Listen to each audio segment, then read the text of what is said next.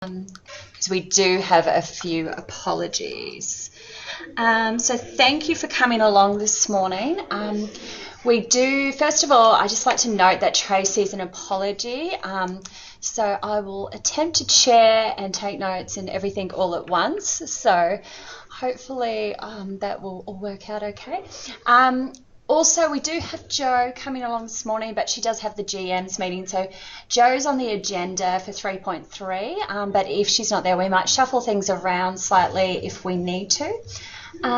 We also have quite a few apologies. We have Bev, Lyndall, Cardle, Jonathan, Laura, and also late apology from Kathy Cloherty at Skills Tech, Julie Nishke, and also Peter Schneiderman from Southwest, Ian Wells, Lee Russell, and I think we may have a few other late apologies, including Sheree Ferguson and Phil Williams, because I had bounce backs from them yesterday afternoon when I sent through the agenda. Does anyone have any other apologies that they're aware of that I haven't read out? No? Thanks. Anyway, what I'll do is just continue to run through as people join on. Welcome, Lee and Julie.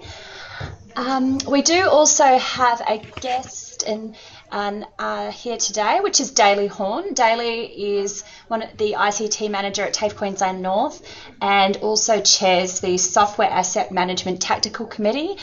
So we have Daly first on the agenda to talk about preparation for Semester 1 2020. So thanks for coming along today, Daly, to speak to that. And otherwise, we have our usual guests from Connect Procedures. So welcome, thanks for coming along, Libraries, and the CAO portfolio. We'll just run through the actions quickly. There's not too many. The first action we had is in regards to harmonisation round 2. Now we will close this off, so thanks for providing those updates. I will hand that back over very willingly back to Julie Healy, who will action any further updates through the product sponsors. And Julie, I believe you had a workshop this week in regards to an update on the progress of that. Yes, thanks, Taryn. And yeah, we met with the product sponsors and a couple of the product leads about the forward program of work. Obviously, we've only done a very small portion of our scope, and so we discussed and refined the actual process of harmonisation, as well as then mapped out the schedule of work for the next 3 packages. So yeah, all underway. So yeah, watch this space. Thanks, Julie. Taryn. And thanks for everyone for sending through that information, and apologies if you were receiving multiple requests for that from various locations. So we'll close that one off moving forward. Outstanding validation reports. Following on from the validation meeting we had a couple of weeks ago, we still have 29 outstanding reports. Those reports, I do require advice ASAP. We will be beginning to do the scheduling once we get that close of study report for October 8th. I have sent a request to Liz Tennant, so we'll provide an update as soon as I have that from Liz. So if you could take a look at that link there, I have published that into the validation document library on Spot just for your information, rather than the full list. So if your report is on that list, if you could confirm either A, that it has occurred and the report is still pending, or if that will be required to be rescheduled to the October session as a priority. So I believe it's mainly Brisbane and Skills Tech, and Sandy, I think we've already had a chat regarding yours earlier this week. So just a reminder, so we can close off that session. The next 2 actions were really raised not at the last product leads meeting, but at the validation meeting. And I think that once we establish the working group, which Julie has scheduled for the 16th of July, we'll take these off the product leads register and transfer them over to that working group.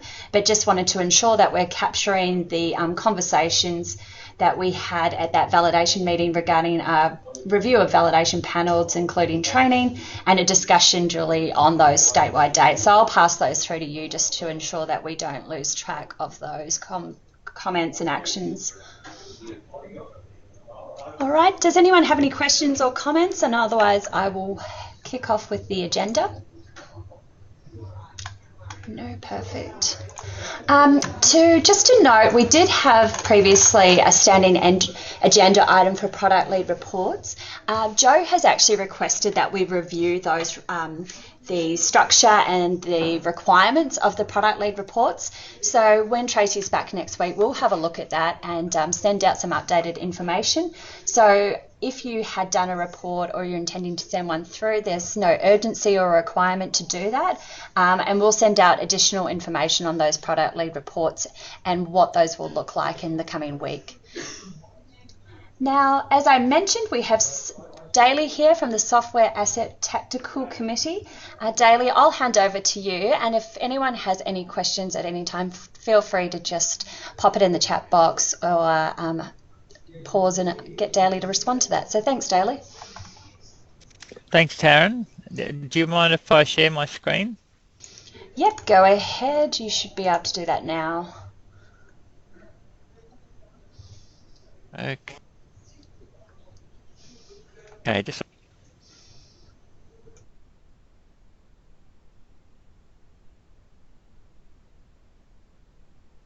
okay. Can everyone see that presentation? Yep.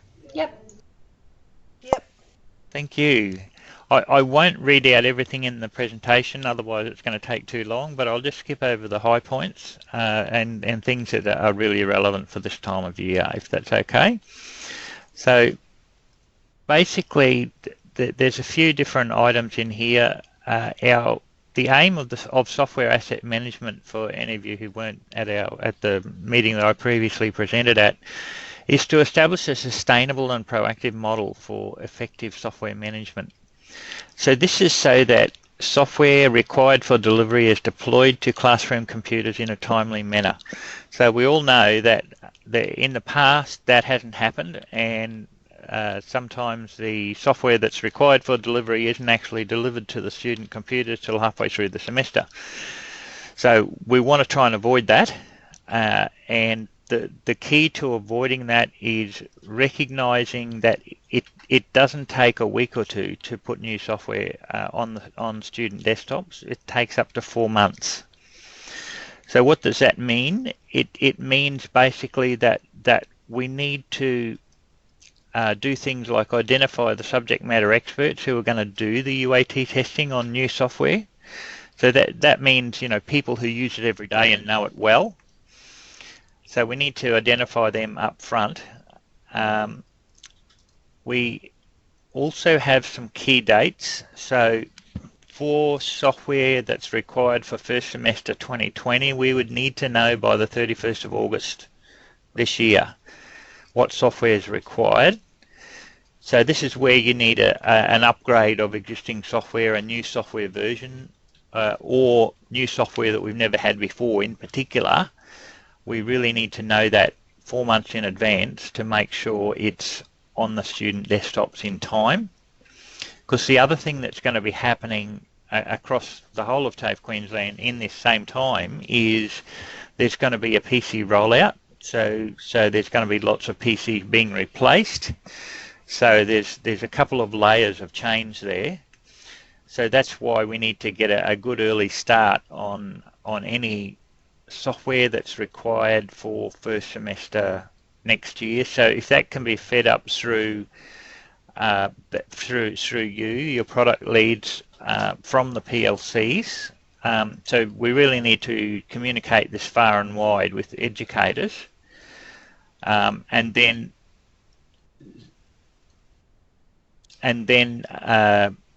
we'll have a smaller number of bits of software, and that means that it's more manageable to keep it up to date. Equally important, we need to identify what software is duplicated and can be phased out in a controlled way. So just like we have Teach Out, for example. So for example, we have about a dozen different CAD software. At the moment, we've got a working group to try and whittle that down to something a bit more manageable, so that we're not paying out money unnecessarily, and that there's more consistency across the state, and so that it's more manageable to upgrade the software in a timely manner. So if you have any So the SAM tactical group is made up of these people here. So Taryn has been going to the tactical group meetings. So if you have any questions about software that needs to be upgraded, then please see the people in your own region who can then take that to the SAM group meetings. And we will then add that to the software roadmap, which is basically a forward planning tool that we will provide to Fujitsu, who will then proactively package the new software versions. So I know that's probably a lot to take in a short time. Has anyone got any questions about any of that?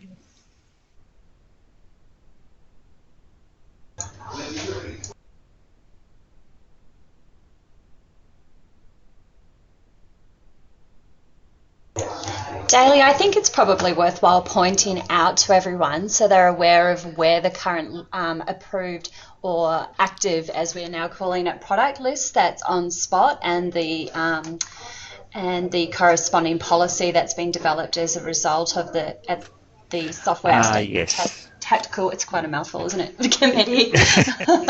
It is. So I'll just come back on the presentation here. I've actually got a live link to the software roadmap and to the software asset management policy. So if I just click on that, it will show us. Just bringing up on another screen, I think.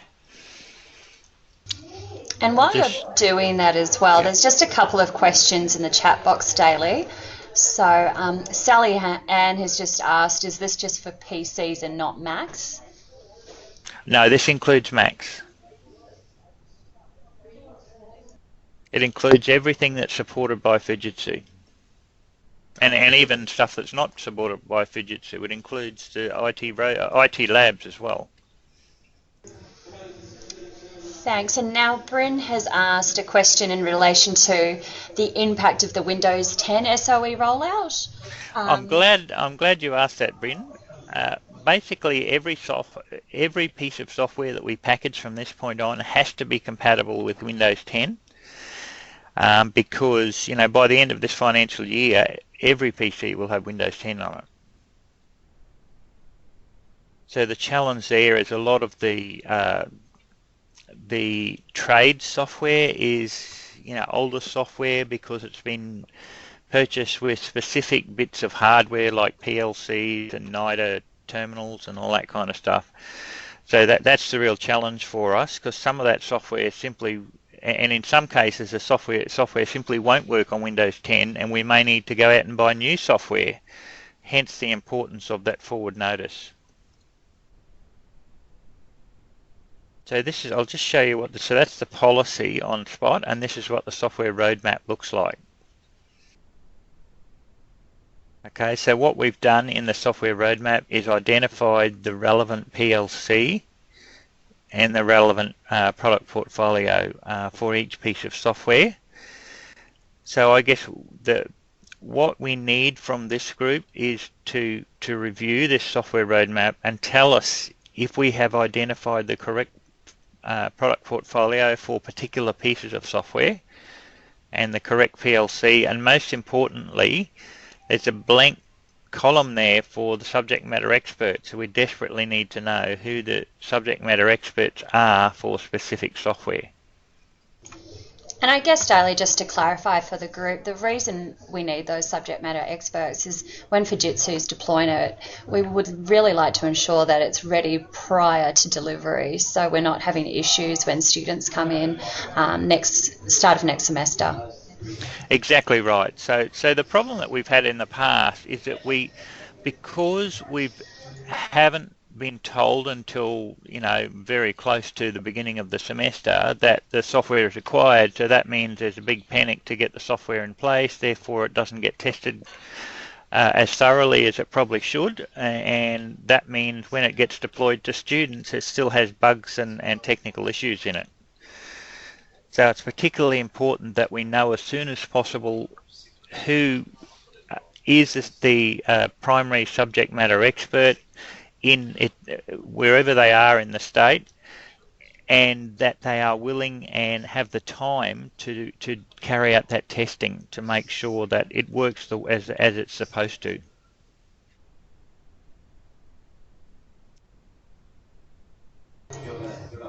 Does anyone have any questions for Daly in regards to either the roadmap or the active product list?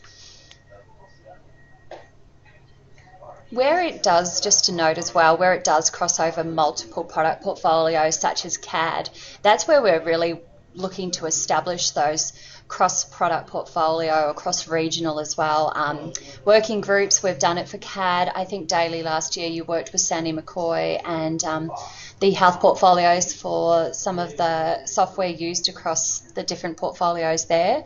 So we'll send out the links to this as part of the product update, and it's just a great time when we've got a couple of months lead-in time at the moment to just take a look at that, and just remember that you can always contact either myself and I can put you in contact with your tactical group committee member in your region, or we can escalate that through Daly if we need further information as well. Exactly, thank you.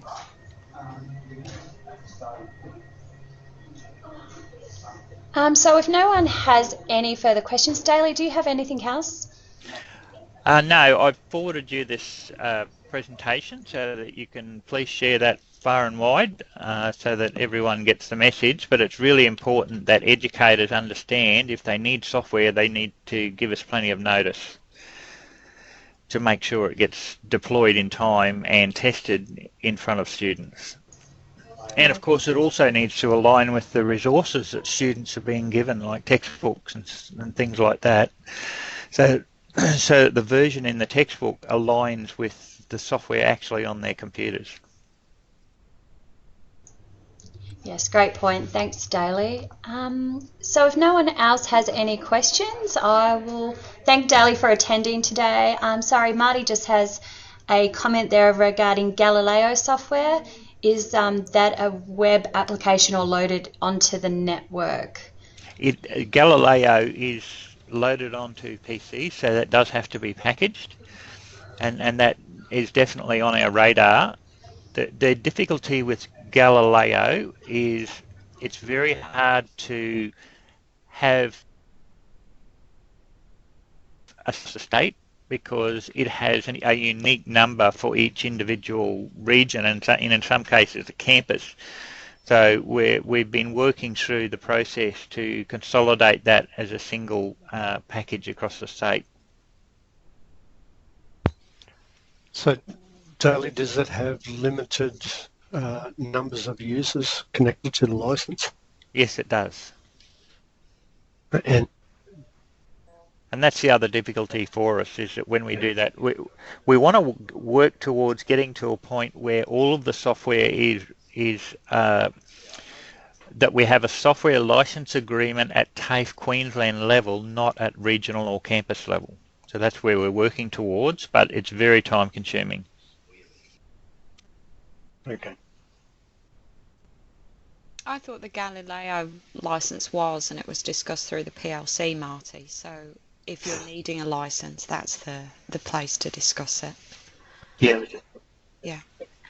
Yeah, well, definitely the PLC is a logical decision-making body on software because they're closest to the coalface.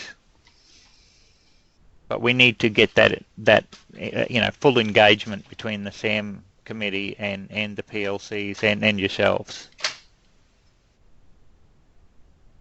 Thank you.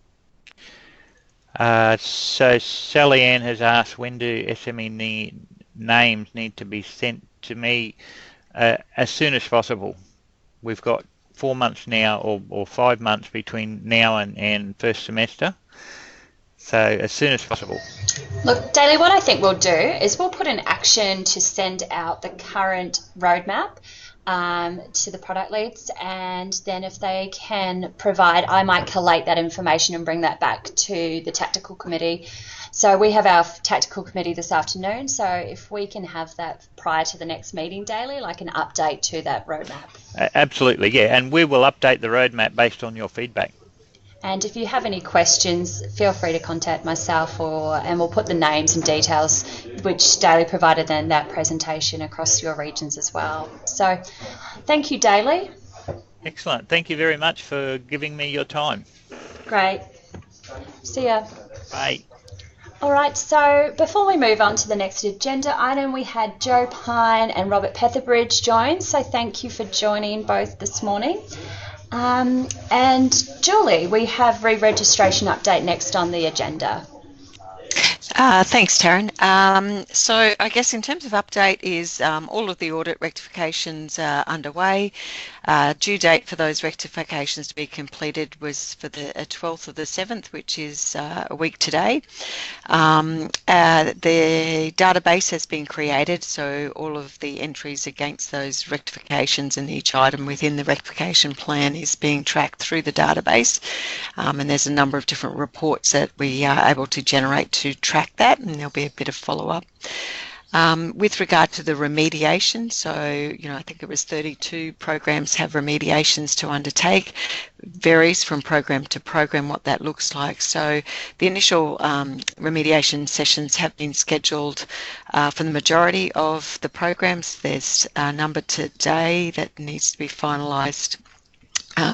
Just to clarify there, if there is remediations required, the remediation planning document needs to be completed by next Friday, but the actual actions of looking and reviewing student work, etc., is not due.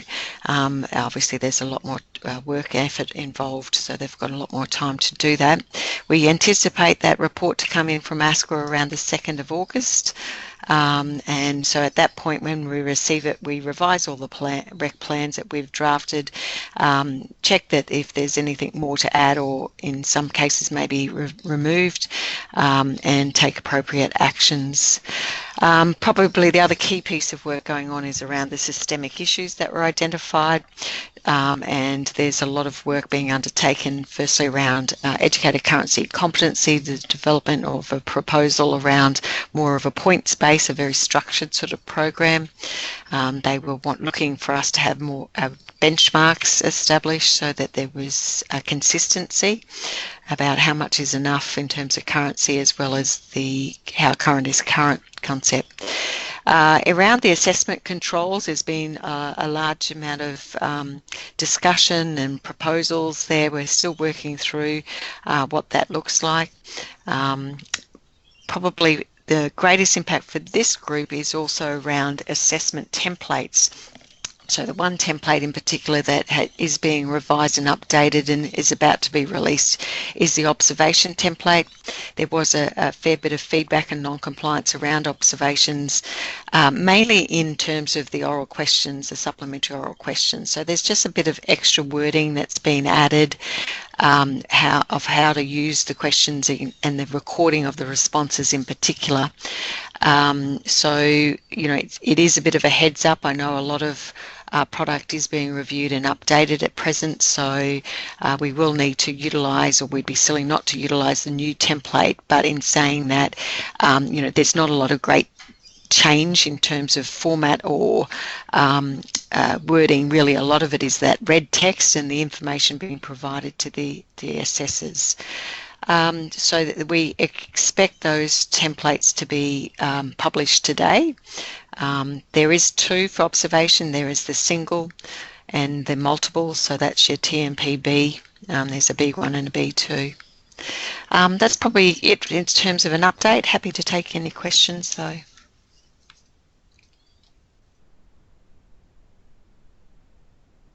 Nope. Okay, thank you, Taryn. Thanks, everyone. Thanks, Julie. So the next thing we have on the agenda this morning is an update from Joe on the product strategy. So I'll hand over to you, Joe. Thanks, Taryn. Look, just to let you know that the product strategy has had quite a lot of consultation across the network. We have made some changes as we've been going through. In particular, we've added a strategy around micro-credentialing to make sure that we know what that we've got a strategy around what is affect, in effect, a really significant change that we're seeing in the environment we operate in. We've also added another strategy around RPL. We've tightened up a couple of the other strategies, but the intent is largely still the same. We haven't, we're not waiting till it's finished to implement all of those strategies, of course. So I've commenced discussion with the GMs on how we might review the allocation of product leads across the state. You know, a lot of it's working really well, but one of the things that we flagged, you know, during the audit is we noticed that the incredible workload placed on skills tech and the number of products that they're leading there. So I've been working with John and Basil and Lyndall, and of course Laura's off on sick leave at the moment, but working with Lyndall, John, Basil and Jonathan on what that might look like and who might be able to pick up a couple of those. So that work's continuing, also continuing to look at how we can make sure our product units are all travelling in the same direction. So if you're in a region, work that's coming out of skills tech or OPDU are using the same templates and we're using the same timeframes, etc. So that work's continuing to happen as well. And the master framework, of course, was released quite recently. So yes, the next stage is it'll be going to the next executive at the end of July, which is in a couple of weeks. And once that's happened, we can start circulating it and putting it up on the web and just starting to monitor progress on that. So I think we started off with a really good workshop to develop the core of that strategy. There's been really good consultation. People have really been very thoughtful about the way they've responded and given lots of, you know, great feedback. So I think we'll have a strategy that looks like that will work well for us going forward. Any questions?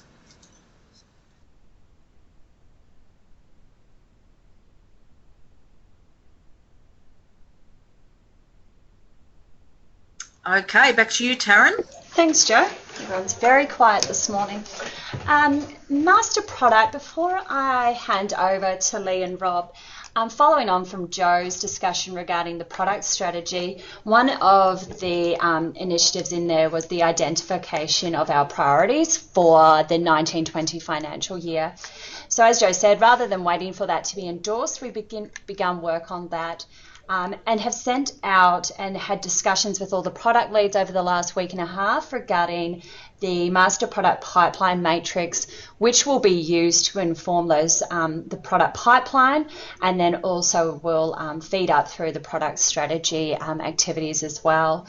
So everyone has now received that report, which includes a year's worth of enrolment data to assist in that planning. We've sent that out, and just a reminder that we've asked for the first iteration of that back by next Friday, the 12th of July. We're actually going out, I know Skills Tech aren't on here today, but going out to see them to assist in lieu of Laura being there at the moment. We recognise that this might be the first iteration and there may be updates, but we'd just like to get as much information back by next Friday to begin feeding into that master product pipeline to be established and provide that information through to the product units to begin planning for this year. Lee or Rob, would you like to pick up from 3.4.2? Yeah, I'll kick off, Taryn, and then pass over to Rob. Really, the discussion around approved clusters and the Masters collection, this was going through the process of continuous improvement for release of the semester 2 2019 units. It highlighted that we do have a number of clusters, often sort of multiple clusters for the same qualification where there are sort of only a few sort of differences within those clusters, and what that's really highlighted is a real sort of maintenance overhead for the product units to actually, sort of go in and make those changes across all of those variants of the different clusters and units. So I think I'll pass over to Rob just to sort of go into a little bit more detail and perhaps show some examples of what we are experiencing, and perhaps just also some ways that product leads may sort of be able to check on what clusters are existing as part of that process. So Rob, I might throw to you. Okay, so I will say I probably don't have the best clustered version, but I do have a example of where there is multiple versions of assessment, or multiple versions, I guess, of the same unit. So it's essentially the same sort of concept that we've got an ever-increasing volume of clusters going into Resource Bank, but we've also got an increasing versions of assessment, and that may be due to contextualization, but on the flip side, it does generate a lot. It generates versions of that product, which I guess from a product lead and product coordinator point of view, when you raise a issue in TAP for continuous improvement, I guess the question is, are you going to Resource Bank to check that that fix doesn't apply to all those other versions of that assessment? So I'll share my screen in a sec. I'll show you what I'm actually sort of talking about. Whoops. Hang on. Why is it not letting me share my screen?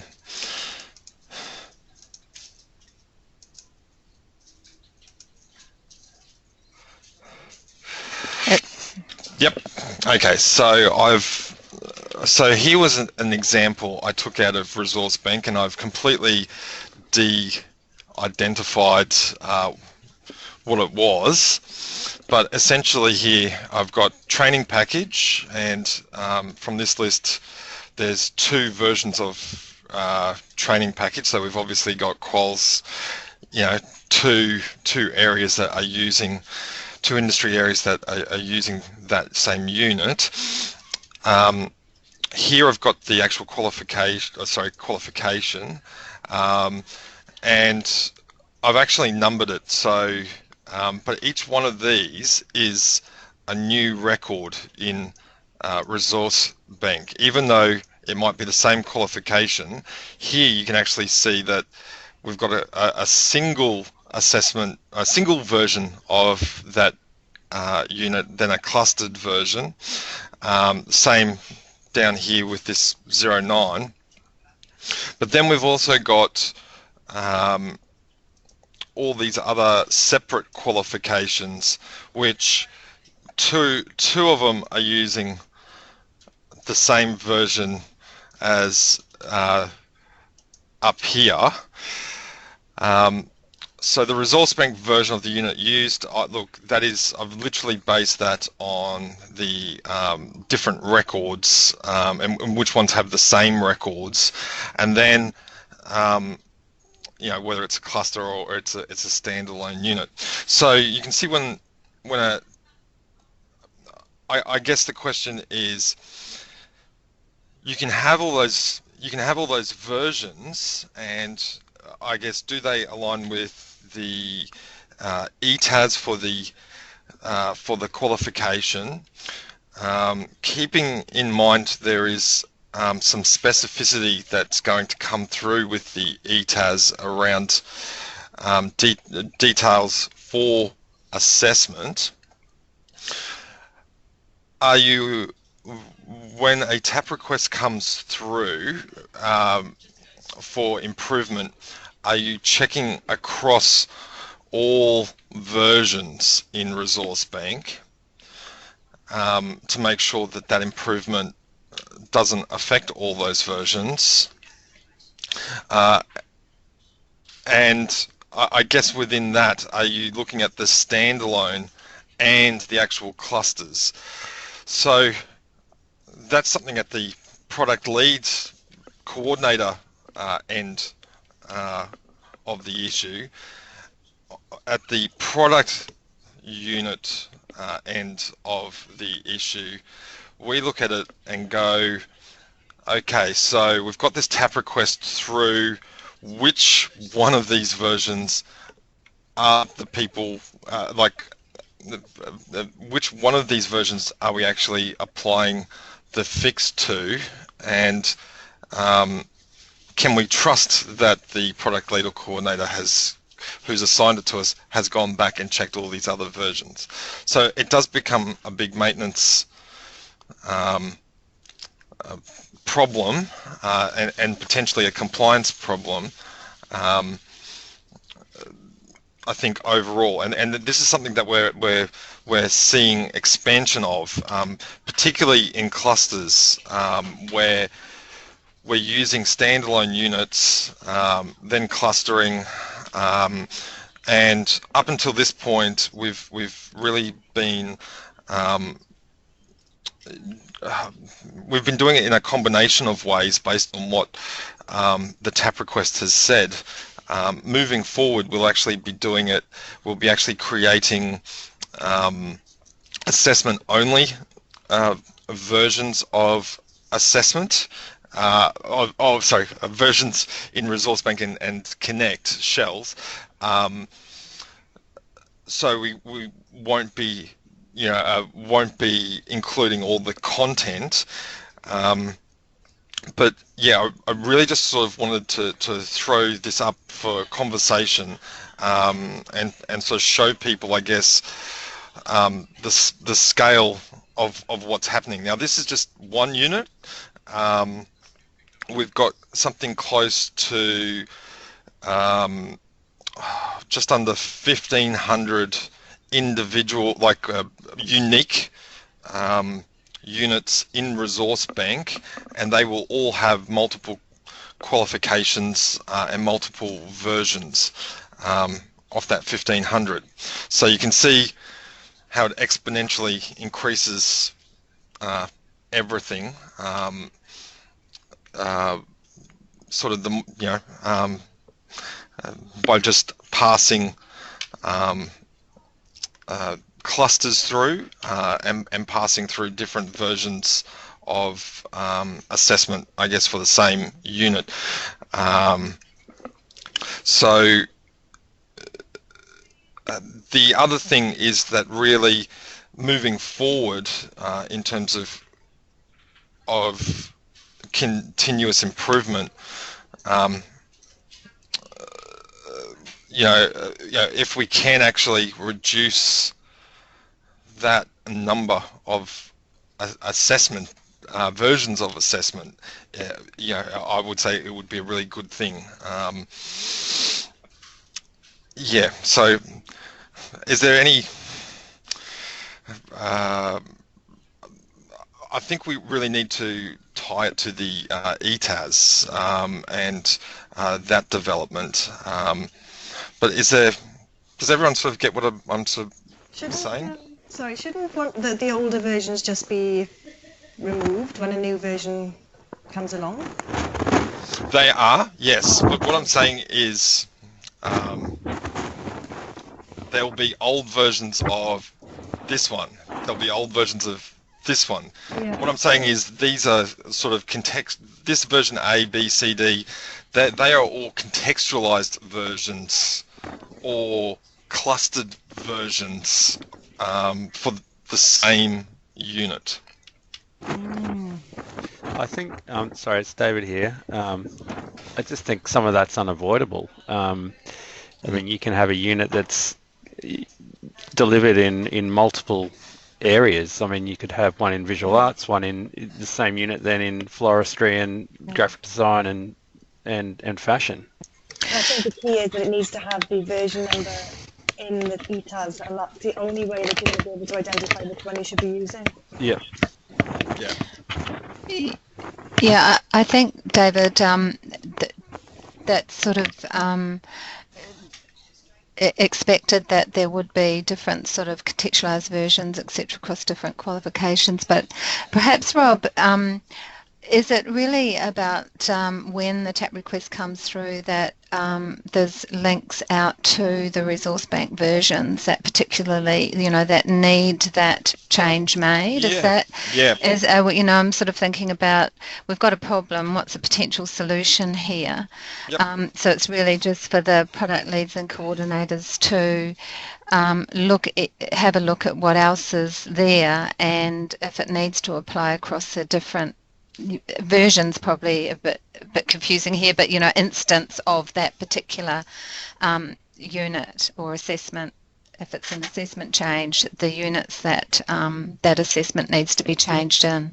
Yeah, that's it's Sandy here. This was a issue that Tracy raised with me. I think it was the beginning of last year, because it's particularly relevant right now with business and often across community services and health, because my units are used so widely and so broadly.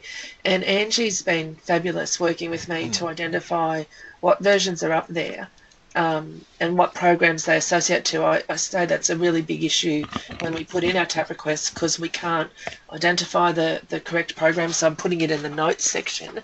And in the conversations we've been having recently around the medical units and in the BSB package, I've been working with the Cherie to try and get a generic one so that we can use it across our business programs and our health programs.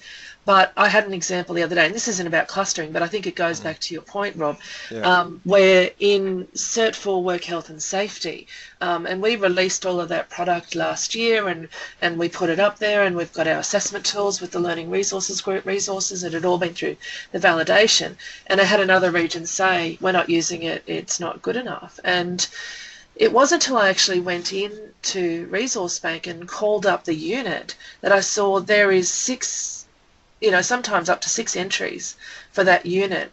Now, mine has the qualification code at the start, but the first one you see says the unit code, not the qualification code, just the unit code, and at the end it says TQ Master.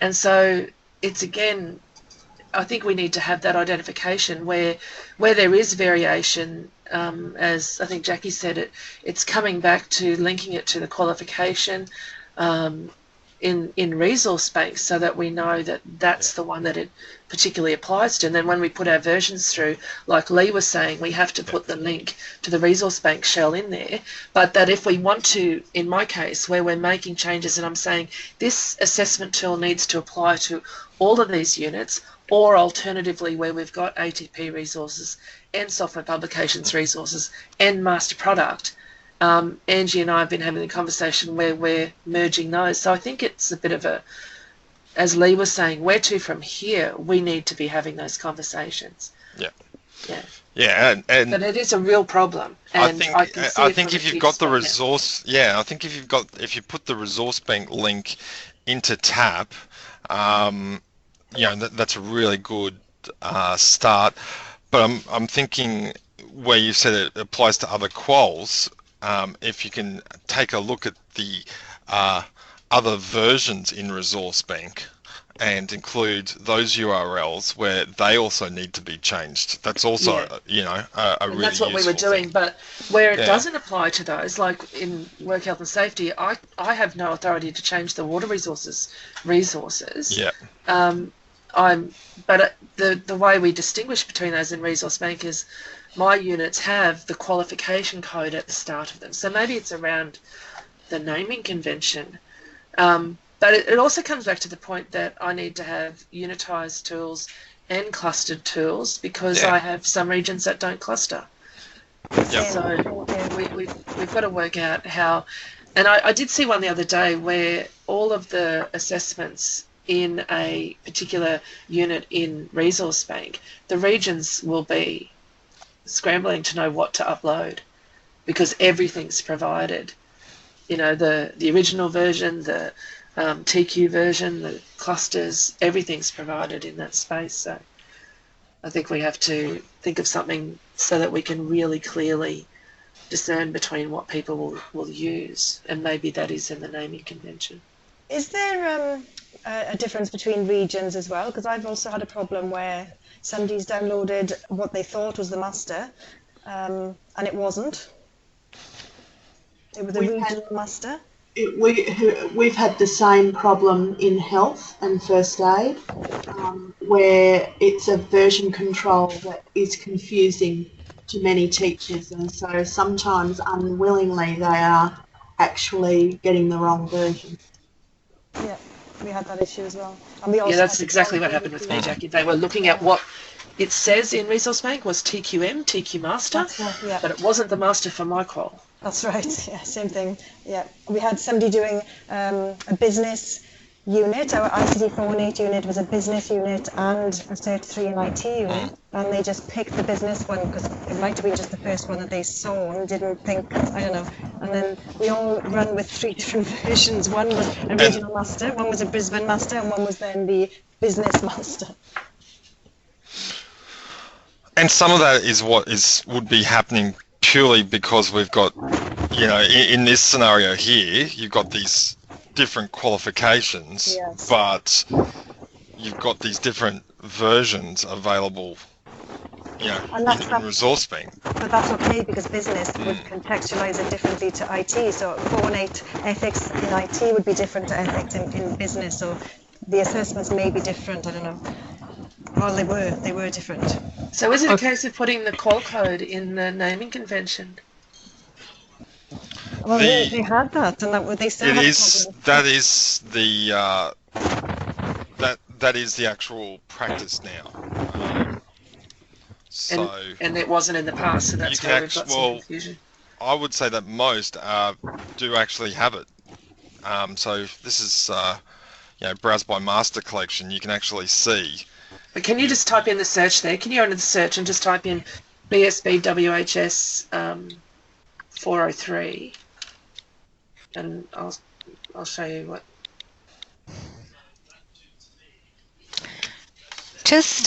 I'm just thinking.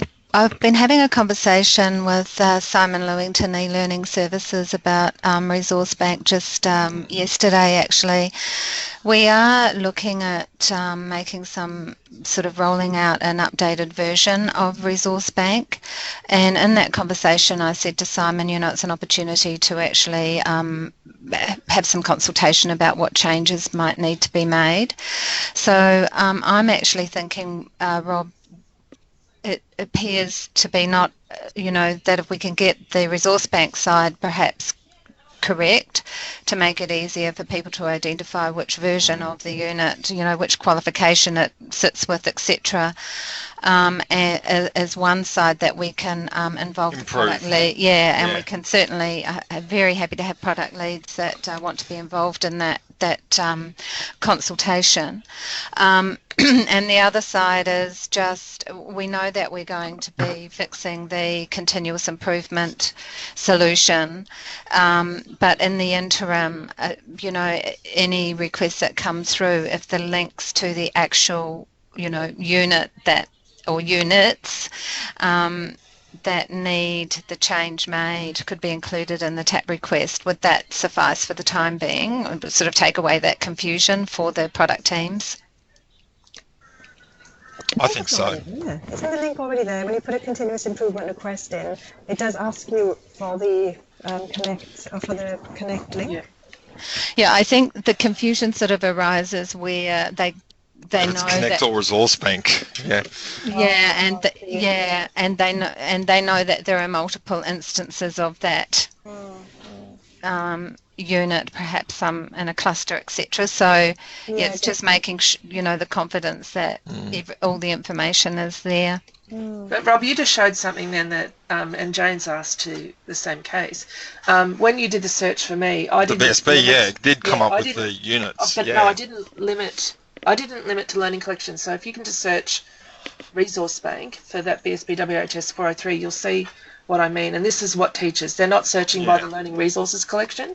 Okay, so they're going to within all resources. All resources. So here's where you see that first one that comes up is listed just as the unit with TQ Master. But if you go down in that list, you'll see it comes up to BSB 41415. Keep going down. Yeah.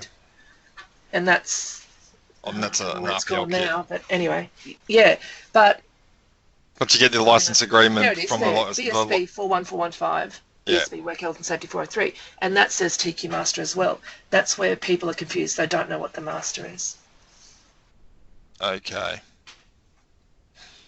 Because mine wasn't showing up then in your learning resources collection, so I don't know what the go is with that. Anyway, Robin, just conversation.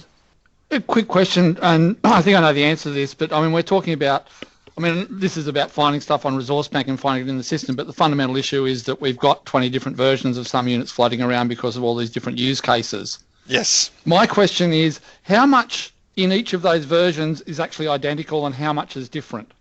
Because more often than not, the only thing different in a version is maybe a little bit of content and assessment tasks. The rest of it is the same. The framework's the same, the instructions are the same, the support information is all the same. Yet we're replicating this all over the place. And that's also what's creating this work. Brent, that's the task that Tracy gave us before we went into re-reg, to really look at where do we need that? Do we actually need that variation? And that was the task given to me specifically around the SMB 401, which is a unit that's used in a lot of the trades. Let's write it so that it can be used across all of those different areas, and that's where the contextualization rules come in. A region can change the example or the scenario in an assignment without changing, as you said, the framework, the instructions. They can change the context. That's what contextualization is about. Yes, under the current model, once they do that, that's a new version that then has to have a whole set of framework, all that other stuff maintained then from then on. And what's going to happen is this is only going to get worse and worse under this model. It's only going to grow. It's not going to shrink because everybody's going to find a different way of doing things, and we support that. We're educators. So, but what we're doing is replicating all of this stuff, which is actually identical to everything else. So are you saying get back to the generic without the identify need to what's change the generic context? and keep that generic, and identify what needs to change and be constantly updated and or different for different regions, and maintain and continuously improve that. And every time you deliver it, you put those two parts back together again.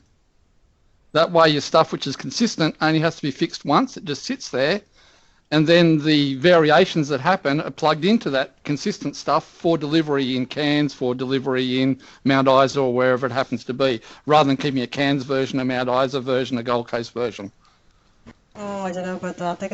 The teachers will complain that what's the point? I mean, they're going to have to keep re-amending, re-pulling stuff in all the time. Well, teachers wouldn't necessarily have to do that. It's part of that product process. We know in Mount Isa that we're delivering it this way, so we will use here's the generic framework, here's the generic instructions, here's the generic information that we then plug in our Mount Isa stuff to. That gives us our version. Right, okay. Oh, if that's the case, then yeah. But how would you update that other part? And actually, just to respond to Jane's one, I obviously, like I had been leaning towards that, obviously, with the splitting of assessment and content. But is there a point in doing that if you're still going to have multiple contextualized versions of both? If you get what I mean, if you're going to have a contextualized assessment and a contextualized content, you still got the same problem. It's just that you've now got more pieces.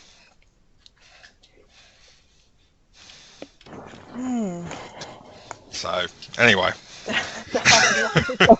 It needs more discussion. And perhaps we have that discussion and determine what's required before we release another version. And I don't know. And I think we have to discern between where it's regional contextualisation and changes actually between programs. That there's two. Yeah, very true. Yeah. The changes between the programs can be dealt with by putting the qualification code in there, essentially, you would think, yes? But then again, we had the situation the other day where, and when I was working with Cherie on the BSB MED 301, where as much as we lodge it in continuous improvement under the business qualification, that's where I said it needs to be linked to all of these other programs. So we need to come up with a strategy to address that. Yeah. Okay, but I think we can start at the moment. Anyway, just I suppose with the TAP and what Lee has suggested with some improvements to Resource Bank. Yeah, I think it's sounding to me, Rob, it's a little bit broader than that too. It's about really sort of examining the way that we are developing and putting together our product. So I think there's a broader discussion that we need to have in another forum with this group. Yep. And Lee, within that, it comes back to a bit of a clean-up around Resource Bank, which is what you tried to do last year, but I don't think it progressed. Were you talking about the archiving? No, it wasn't about archiving. It was just, it probably involved that, but I just remember, going through and identifying what units we needed there and what units need to be archived, but within that, what units go across multiple programs. And where is the conversation around that, and how can we start to clean up some of those bits and pieces, which lends into the same conversation. Yeah, definitely. Yeah. I think we will combine the resource bank conversation with the product development conversation, because the system needs, the two are interlinked. They're interdependent in a way. Okay, all right. I think that's been a really good conversation, so thanks very much, everybody. We'll take that on board and get something set up through Tracy and Taryn. Surely. I'll record an action, Lee, to continue that discussion. The only other thing we had on the agenda was the semester 1 2020 release schedule, but do you want me to wrap that up into the same discussion to take offline?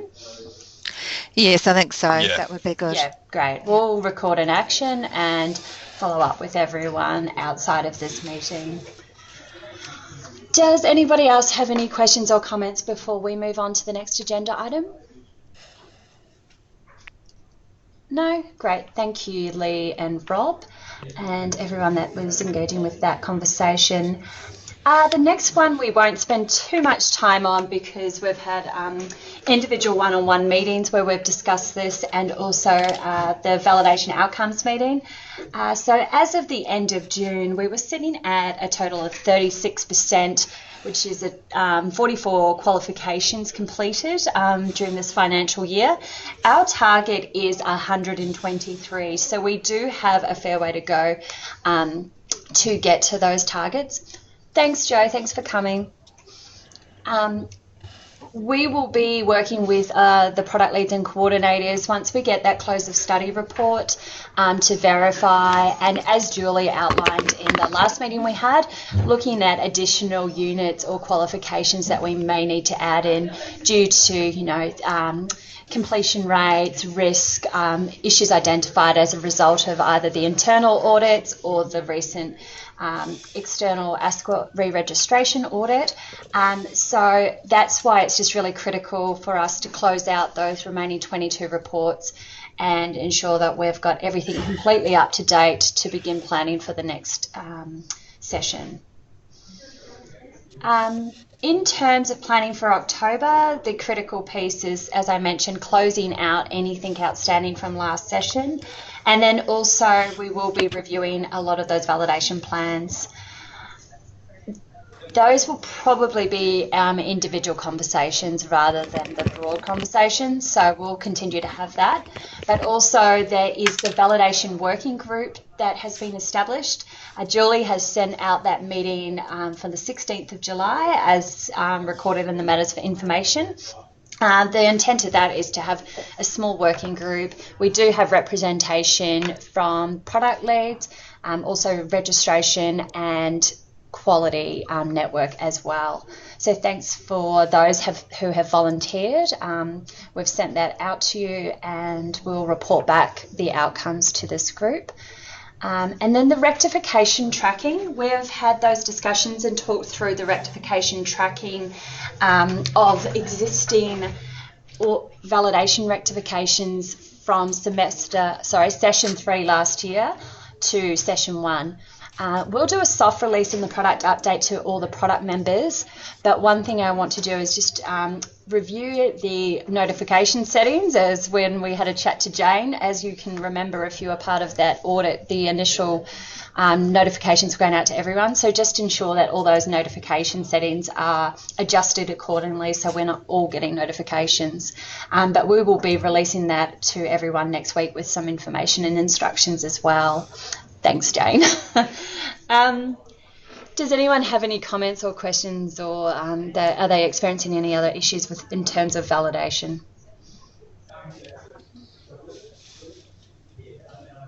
No, thank you. The last agenda item that we have, oh sorry, yes Jane, go ahead. We'd had a conversation about the Excel template and I'm just a bit concerned about what's on spot and what's not, and just wanted to clarify. Julie, are you still online? I just can't see. There's so many people. Well, to clarify why I'm seeing if Julie is online or not, what Jane is referring to is the validation plan template. As you recall, at the end of last year, we did quite a bit of work in extracting the data from those validation word-based templates and transitioning that into the Excel sheet that sits behind the validation schedule. Now, that was really as a preparatory piece of work to inform the RAV database. However, the word-based version of the validation plan is still published in the PMP library on Spot. It is quite difficult to continue to keep that maintained, so we have been requesting in our one-on-one discussions to maintain the Excel version. I don't think Julie is here anymore. I can't see Julie. Jane, I'm happy to take that as an action if Julie isn't online, and we'll get back to you. But in the interim, if you can take a look at the validation plan on Spot, because that's really what we're using as our point of truth for scheduling for session 2 in October. So happy to have those discussions offline as well with individual product leads and coordinators. So matters for information, just to remind everyone, there are a number of working groups, and Lee, I think there may be another small one that we've just talked about in regards to product and resource bank, but the first one is the RPL tools, and that follows straightly after today's meeting at 10:30. That meeting is going to be led by Julie as an initial scoping meeting regarding RPL tools. So I think there's a couple of people on this committee that are included in that working group. I know Jane, you're on it. I think Sandy is on that as well. So thanks for volunteering to be a part of that. Validation we mentioned earlier, so that's looking at the procedure, the surrounding processes and the actions that we had recorded at the validation meeting. That meeting's scheduled on the 16th of July and has included a couple of people. We've got North and some Brisbane reps as well on that committee. Industry engagement, that was originally going to be on the agenda, but as Tracy's an apology, we've held that over.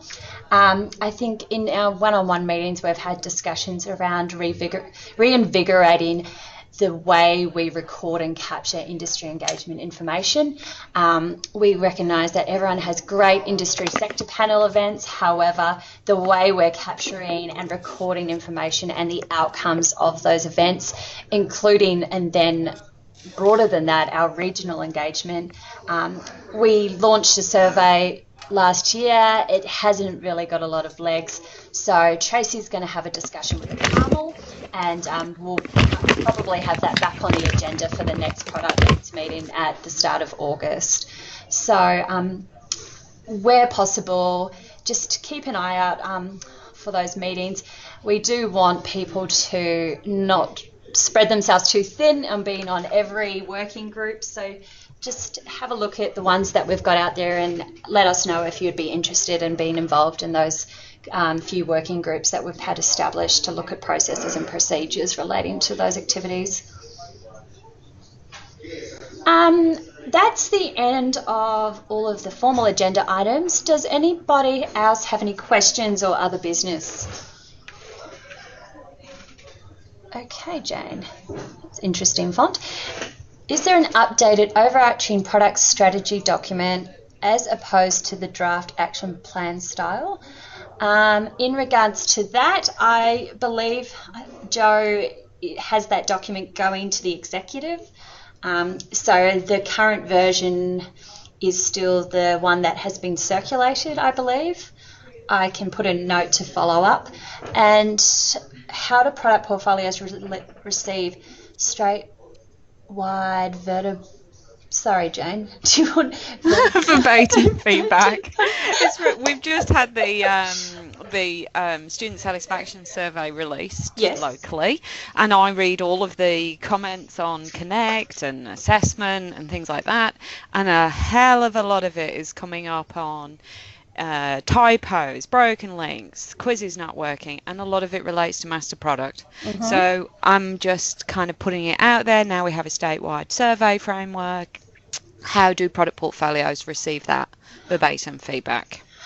I'm not sure again on that one. I can follow up. I think Julie or maybe Judy from Brisbane would be the best people, so I can put in action. But is everyone, I think as a result of one of the other meetings, is everyone aware of the academic dashboard? Because I believe, I'm not sure if the actual... The academic dashboard is awesome, but it doesn't have student comments in it. Oh, okay, so it doesn't go down to that level. No. Okay, so, and I believe, like Judy provides Brisbane. So whilst it's a statewide survey, each of the regional counterparts will do regional feedback. But I don't know, as a product portfolio, I mean, I was looking, Diploma of Nursing, it's an obvious one, that's master product. We've got lots of Brisbane comments there. How does the product portfolio receive the statewide comments? Sure, we'll put that as an action. I think I'll just follow up with Judy in regards to that, Judy and Julie, and bring that back to our next meeting if you like. Yes, please. No problem. Does anybody else have any questions or comments, either additional agenda items or anything that Jane just raised?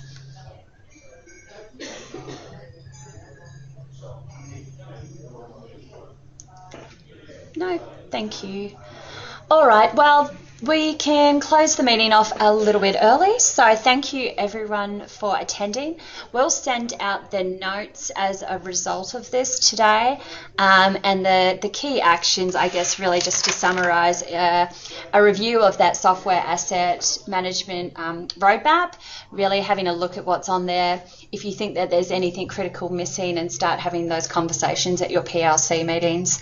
In regards to re-registration, that was for information, and then again just those validation reports from the last session.